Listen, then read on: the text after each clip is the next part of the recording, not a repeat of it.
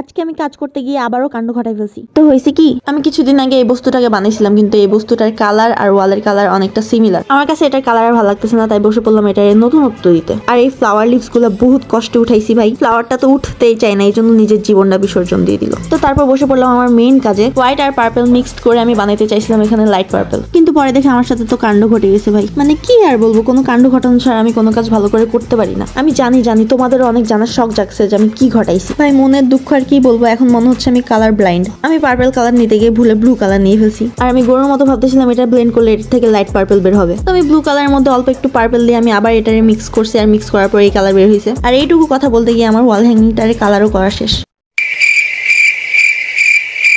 ভাই তোমরা কিছু দেখে ফেলছো? যা দেখছো এখনই ভুলে যাও, না হলে মাথায় বাড়ি দিয়ে স্মৃতিশক্তি হারাই দিব। তো কালার শুকানোর পর আমি ওয়াল হ্যাঙ্গিং এ ফুল লতা পাতা লাগাই দিছি। বাই দ্য ওয়ে অফ ক্যামেরায় আমি এই ফ্লাওয়ারটা বানাইছিলাম, তোমাদেরকে দেখাই না কারণ তোমরা বহুত ব্রেনওয়ালা মানুষ, এটা না দেখেই বানাই ফেলতে পারবা। বাই দ্য ওয়ে আর ধন্যবাদ দিতে হবে না আমাকে চাপা মারার জন্য। এখানে আমার ওয়াল হ্যাঙ্গিংটা বানানো কমপ্লিট, যদিও এটা আমার মনের মতো হয় নাই। আর হ্যাঁ, তোমরা সাবস্ক্রাইব করতে ভুলো না, না হলে তোমাদের ঘাড় মটকাই দিব।